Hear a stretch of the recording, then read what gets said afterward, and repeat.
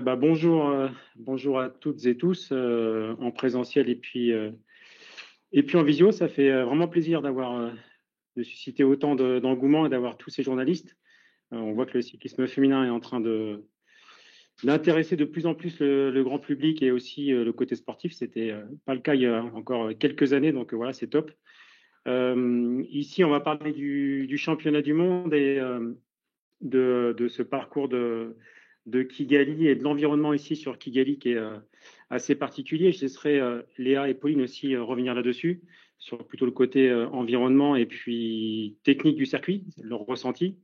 En tout cas, moi, voilà, je vais vous parler de mon équipe de France, l'équipe de France qu'on a construite depuis, on va dire, de nombreux mois, parce que ça ne s'est pas fait là dans les dernières semaines, ni juste après le Tour de France. Ça fait plusieurs mois qu'on parle, en tout cas avec le noyau dur de filles, et depuis qu'on sait que ce circuit est difficile et correspond voilà, à ce noyau-là de filles qui étaient déjà présentes sur Kigali. Donc, 7 filles présentes, je vais vous les citer une par une, vous les redire. Juliette Labousse, Evita Music, Léa Curigné, Marie Lenette, qui court habituellement sous le maillot de la FDJ Suez. Cédrine Carbol, de l'équipe Education First. Maëva Skliman, qui a été la révélation du dernier Tour de France, qui court chez UAE. Et bien sûr, Pauline Ferrand-Prévot, qui court chez Visma Is the Bike toute l'année. Voilà, cette équipe elle a fière allure. Et il ne faut pas avoir peur de dire qu'on a une équipe sur le papier qui est favorite, à la fois par la complémentarité de toutes les filles et puis aussi parce qu'on a une athlète qui se dégage et qui se dégage un peu du lot et qui s'impose comme une leader naturelle de parcours depuis plusieurs années, mais aussi de par sa saison 2025. Là, je suis en train de parler vous avez bien reconnu, de Pauline. Donc voilà, l'idée générale et le fil rouge qu'on a avec cette équipe de France, c'est de courir autour de Pauline. En tout cas, c'était vraiment l'idée de départ d'avoir une seule leader et puis de partir sur cette configuration. Malgré tout, vous allez me dire qu'est-ce qui se passe? Non, il ne se passe rien de grave. En tout cas, depuis qu'on est arrivé sur site, on se rend compte que voilà, l'acclimatation ici a un climat qui est très particulier, qu'on n'avait jamais rencontré par ailleurs. On parle beaucoup d'altitude, d'humidité, un petit peu de pollution aussi. Enfin voilà, il y a tout un mix qui, malgré tout ce qu'on a identifié en amont et la préparation qu'on a eue en relation avec les équipes et les entraîneurs de chaque athlète, on a chaque jour des variations physiques un peu chez toutes les filles qui sont monitorées aussi voilà, par tous les moyens qu'on a maintenant au niveau de l'entraînement et qui montrent quelques fluctuations. Donc voilà, on va dire que notre décision ultime sur notre manière de courir, elle va vraiment être faite au tout dernier moment. Et ça, c'est aussi le fruit des échanges qu'on a construits sur cette équipe de France qui est unie et complémentaire. Voilà, on fait des petits points un petit peu journaliers. Et en tout cas, on s'est tout de suite dit, pardon, excusez-moi, que sur cette configuration et ce environnement particulier que je viens de citer, on allait devoir s'adapter à la fois juste avant la course, mais aussi pendant la course. Si on prend des exemples types sur le contre-la-montre, par exemple, Juliette Labousse a fait un chrono indiv très correct, un petit peu en dessous de ses espérances en termes de puissance développée, etc. Et hier, au contraire, elle était dans une forme exceptionnelle, où elle a tiré, c'était vraiment la locomotive du chrono par équipe mixte. Donc voilà, quelques fluctuations. Tout ça pour vous dire que l'idée générale de tout pour Pauline, et on va que là-dessus, on en est sûr à 100%. Ce n'est pas le cas et on prendra les décisions finales dès demain soir et puis le matin de la course, en fonction des nuits passées et puis de tout ce qui peut se passer encore dans les 48 heures qui arrivent. Voilà. Je n'ai pas d'autres choses à rajouter. Peut-être s'il y a un mot sur le chronomique.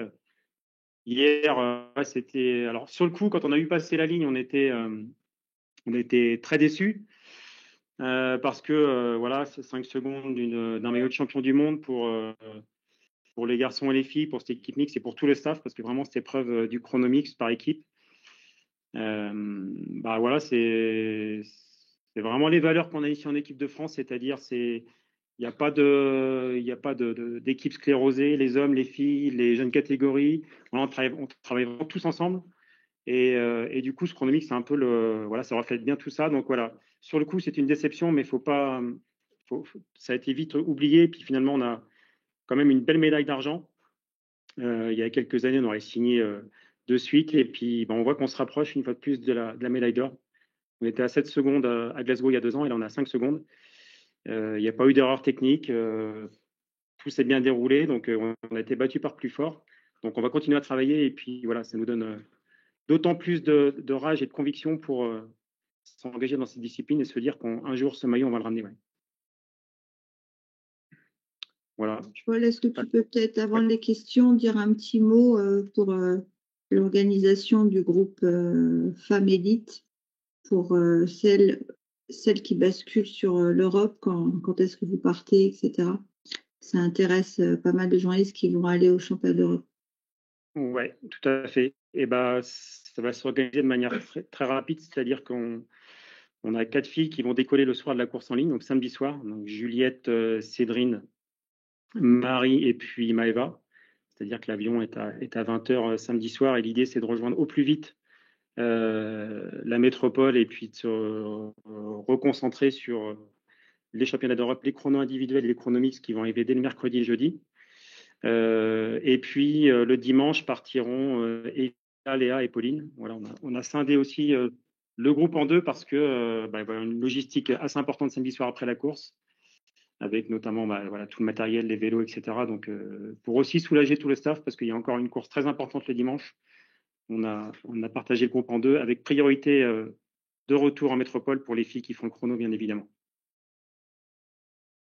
Première question pour Paul, le collectif le plus fort que vous ayez eu à disposition depuis que vous êtes sélectionneur?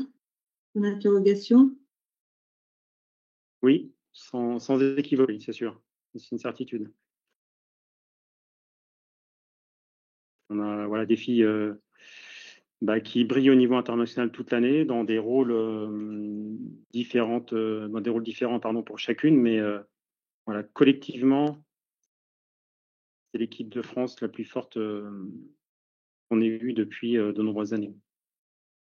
Est-ce que, Paul, d'après ce que vous dites sur Pauline, est-ce que vous avez le sentiment que Pauline paye physiquement ces derniers mois intenses, malgré sa prépa depuis mi-août? Non, non, pas du tout. Hein. Pauline, elle est en forme. C'est juste, ce que j'ai dit tout à l'heure, c'est juste de rester le plus vigilant possible sur un niveau de forme. On est sur de la très haute performance, hein, vous le savez, du très haut niveau. Et donc, il faut être à 100%. Et donc, c'est pour ça qu'on fait attention à tout ça. Et ça remet en aucun cas on va dire la préparation que Pauline a eue depuis la fin de son Tour de France, mais plutôt de rester vigilant sur tout ce que j'ai dit, tout ce qu'on voit, toute l'expérience qu'on a depuis une dizaine de jours, depuis qu'on est arrivé, quoi. Ne pas rester obtus sur une décision qu'on a eue il y a quelques semaines, et plutôt s'adapter au mieux. Ok, merci. Philippe Priser est en train d'écrire. Bonjour Paul, cela veut dire que tout pour Pauline ne sera validé que samedi, pour l'interrogation? Oui, tout à fait.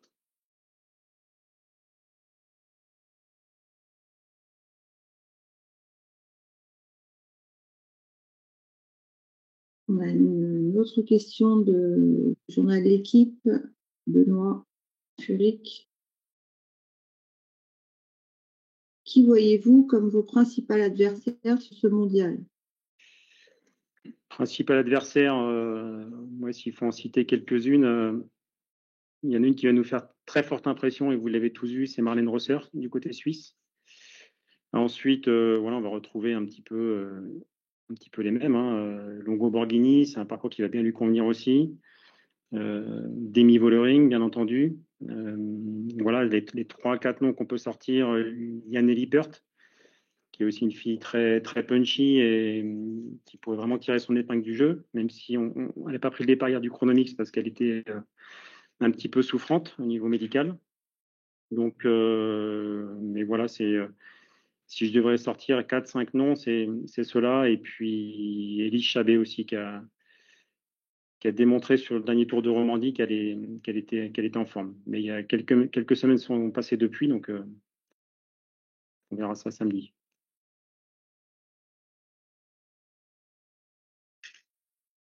Alors, on a une question de Guillaume Depasse du site olympique. Bonjour Paul, compte tenu du parcours très particulier avec notamment des enchaînements de courtes côtes très nerveuses, comment voyez-vous la stratégie d'équipe?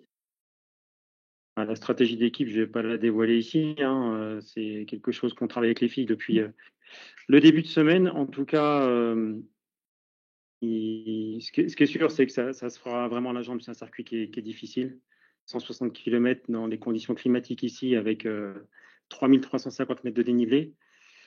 Ça va se faire à la jambe, comme on dit. Et après, la stratégie, voilà, je ne vais pas la dévoiler, mais il faudra courir juste. Il y a les règles de base du vélo, hein, pas manquer les coups, pas courir à contre-temps. Voilà, si je dois retenir un mot, c'est ça, pas courir à contre-temps. Très bien. Est-ce qu'il y a encore une question? Ouais. Hugo Bouville. Bonjour Paul, avez-vous vu une coureuse de votre groupe mieux s'adapter à ces conditions particulières? J'ai l'impression que ça se fait un petit peu au jour le jour, finalement. Il y a l'acclimatation qui se fait. Alors pareil, ouais, comme je disais, c'est pas trop si c'est l'altitude, l'humidité, bref. En tout cas, ce dont on est certain, c'est que plus les jours passent, plus le niveau, voilà, on retrouve sur les filles, ont des sensations qui se rapprochent un peu plus de ce qu'elles ont en métropole et en France. Une mieux que les autres, non, pas forcément. Dans quel état mental est Pauline après une saison au-delà des espérances et beaucoup d'attention médiatique? On va peut-être laisser après Pauline en parler, mais toi, tu peux peut-être donner ton avis. Ben, moi, je la trouve dans un super état d'esprit. Elle a bien préparé le championnat du monde. Elle était très contente de retrouver toute l'équipe à son arrivée en début de semaine. Et puis, ouais, non, elle a envie d'en découdre, elle est souriante, elle est bien dans l'équipe, on est bien ensemble. Donc, ouais, tous les feux sont ouverts. Et puis, ouais, je pense qu'avec son expérience, elle a bien su maîtriser justement ces sollicitations médiatiques pour bien rester concentrée sur les objectifs sportifs de fin de saison.